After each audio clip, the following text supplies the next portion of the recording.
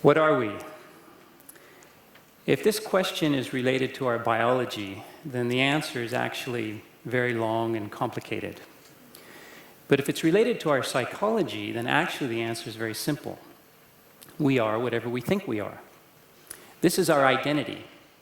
And because our identity is part of our psychology, it's not something that you can see. It's inside our mind. And because of this, a lot of people think of themselves as one way, but people in society think that someone who looks like that is really another way. So a lot of times people's own self-identity is not the same as how a lot of people in society see them. So I can't answer this question for other people because you can't see it. So I can't say what you are, or you. I can only answer this question. So in an attempt to give an example of somebody who sees themselves in a way that's different from how a lot of people in society see them, I'm going to answer this question here. 不過我首先要講幾句中文。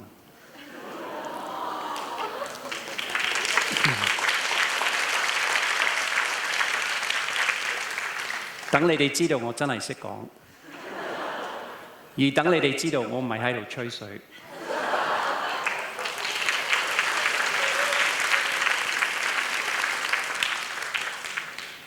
Now, you can go to YouTube and search my last name and the word Cantonese, and what you'll find is videos from 25 years ago of me acting in television and movies. And if you go to the trouble to do that, don't focus on the acting, because that's not very good. Don't focus on the hair, because a lot of that's gone. Focus on the fact that I was acting in Cantonese, and the fact that that was 25 years ago, and my Cantonese has gotten a lot better since then. So, why did I need to speak a few phrases in Cantonese, and then why do I need to send you off to YouTube to prove that I speak Cantonese and that I have been doing it for a really long time? It's not because I've done anything unusual. By world standards, I've done nothing special. There are millions of people around the world who have moved from the society where they were born and raised and gone to another community where the culture and the language is quite different from their own, and they've integrated into that speech community. And they have learned to identify as a member of that speech community.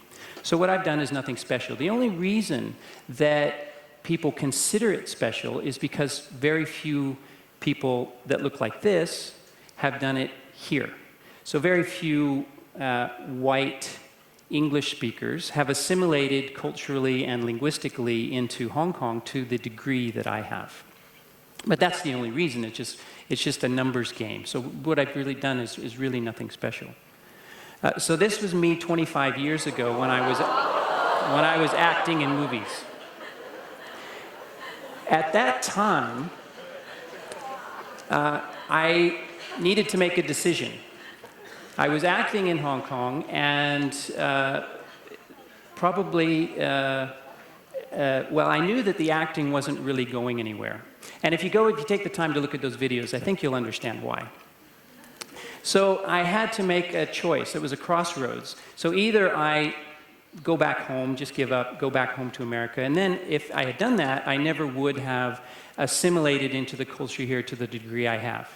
And one thing that often is a key factor in deciding whether or not someone is able to successfully integrate into a society is whether or not they marry into the society. So I was lucky enough to convince this beautiful girl here to marry me. And so I have now been, for the past 25 years, have been living in a Cantonese family. This is a package deal. So along with her is a very large extended family that I am a member of. And they consider me definitely a part of the family and one of them. So this is my life. For the first 19 years, I spoke only English. I didn't start learning Cantonese until I was 19. But then in the 33 years since then, I've been speaking Cantonese. So the red there, the mix, is about 19 years of my life where I've spoken half English, half Cantonese. And then about 14 years mixed in there in the middle, in the purple, is times throughout that 33-year period where I've spent most of my life speaking Cantonese. So using Cantonese at work, using Cantonese in society, and then using Cantonese at home. So it's not unusual that, considering this, that I would identify as a Cantonese speaker and identify as a Hong Konger. This is no different than someone from Hong Kong who had moved to New York and lived in New York for over 30 years and identifies as an English speaker and as a New Yorker. And people don't generally consider that to be odd. If someone has immigrated into the United States and considers himself an English speaker and an American. But for some reason, it just seems a bit odd when I say it. To most people, they find that a bit strange. So who am I? Well, actually, that is a very easy question to answer. All of you can just say your name, and that's who you are. So if we can, it's a bit of a simplification, but we'll just say that's who I am. So I'm John Wakefield, or Zhang Weifei if you in Chinese. But what am I? What John Wakefield is has changed over the years. So what I was 40 years ago is different from what John Wakefield is now. So what are some of the names that people in Hong Kong have put on me? Well, I've been called a movie star. Back when I was acting, and not long after that, I would say roughly 80% of the population would recognize me on the street. But again, if you go and look at those clips that I told you to look up, then you will probably understand why I don't self-identify as a movie star. I don't really consider myself to be an actor. Even though a lot of people have referred to me as a movie star, I think maybe they're just being polite. Just pointing out that they recognize me.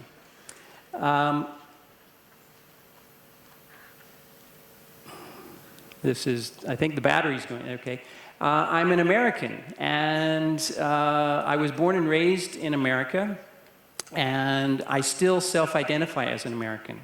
So becoming a Hong Konger is not like, for example, some people go through a serious self-identity change. So you could go through a gender change, and some people do that. They go and then become go from being a male to becoming a female, or female to becoming a male, and then that's an either or. Whereas in my case, it's since I've become a Hong Konger, I haven't had to then say, well, now I'm not an American. This is an add-on identity, and so I'm a mix of the two.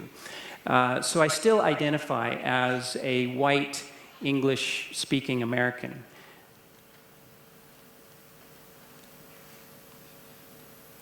Now, this is a term that a lot of people use to refer to people who are not ethnically Chinese in Hong Kong. And it generally refers to whites specifically, sometimes used for other races, but generally this refers to whites. This is made up of two characters, and it's become an English term, so it's spelled this way in English and is now an English word because it's so well known. But in Chinese, it's made up of two characters, and each character has a meaning. But when people use this term, they don't think of that meaning. So in English, you have the word butterfly, for example, which is originally made up of two parts. But when you use the word butterfly, you don't think of a fly covered with butter. You think of a butterfly. And it's also not productive. It's not made up of two parts anymore. So you don't say something like a butter beetle or a butter wasp. And you don't say an oil fly, for example. So you can't replace one part with other similar parts. Where with this term, even though people tell me, well, there's nothing wrong with the term. When we use the term, we only mean that you're white. It means the exact same thing, and often it's translated as foreigner, for example. But it can be easily, it's not too far down in the conscious the original meaning is, it's pretty close to the surface, I think, because you can't, it's quite productive. So you can say Guai Po, which means a ghost woman. You can say Guai Mui, which means ghost girl. Guai Zai, which means ghost boy. You can say Bak Guai, which means a white ghost, which means a white man. You can say Hak Guai, which means black ghost, and that's a black man. And then also you can use the classifier that's used for ghost. So you can say Jek Guai, which means actually using the classifier for ghost. And people, so I've heard all of these, and I have heard people use it with the classifier for ghost in my presence, even dropping the part that refers to man. So, and then people will easily make jokes about it, saying, oh, let's go to Lan Kwai Fong for Halloween, because, you know, there are a lot of white people there, but they say, and then you can joke how there are a lot of ghosts there. And so, yes, people don't think of that when they use the term. But because it can be so easily brought back to consciousness, I think it's just, I prefer not using the term, so I don't use it to refer to myself, and I think it too easily creates this us and them mentality. So I don't identify with that term. And then there are quite a few other terms that are used, like foreigner, and but that's questionable, and also Westerner, which is questionable, and higher. Okay, so it's not the battery, it's the direction that I'm pointing in. Okay, so the reason that I put question marks with these, I'm sure I identify with them, but I think people generally use these not in the literal way that the words are, not their literal meaning, but sort of think of foreigner as a white person or as a non-Chinese person. Yes, I am originally from another country, but I've heard a lot of Hong Kongers talk about going abroad and then their experience with the foreigners over there. And you know, they're talking about people in their own, living in their own place of origin and referring to them as foreigners. And if I had been born and raised in Hong Kong, I would still be referred to as a foreigner. So there's nothing, I don't see anything wrong with the term or with Westerner or with white. It's just that in some cases, the terms aren't really used in their literal meaning. White, I think, is fine, but Morgan Freeman talks about how black men are often referred to as black men when the distinction isn't really necessary. So why refer to Martin Luther King as a black hero instead of just an American hero?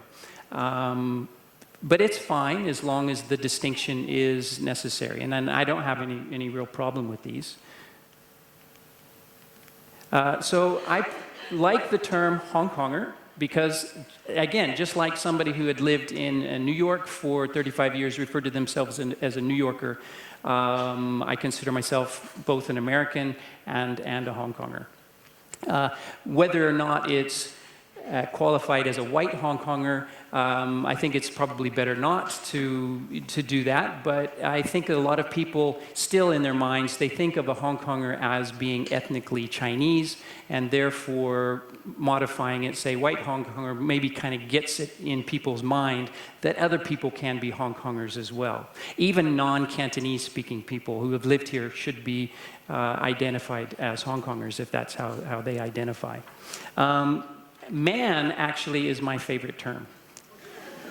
I remember I was in a restaurant and I'd ordered a milk tea, and the one waitress was bringing it out, and she asked another waitress who the milk tea was for, and then that other waitress pointed at me and she says, "Go Wai Xin Sang."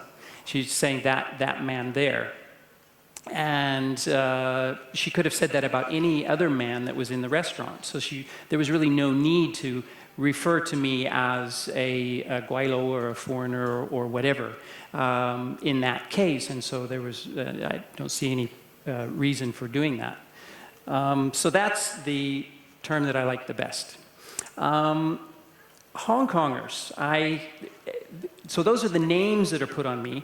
These are not names that are put on me, but reactions that I get that actually, in a way, is like putting a name on me.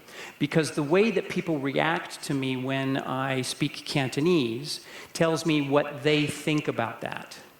So I divide this into 3 equal groups. I have no idea how many people in Hong Kong belong to which group, but there are really 3 types of reactions that I get. One is amazed, and so people are shocked when I speak Cantonese, and then they give me lots of compliments, and they say, "Oh, you speak Cantonese better than I do," which of course is not true, but I hear that all the time. And you know, how can you complain if somebody's complimenting you, right?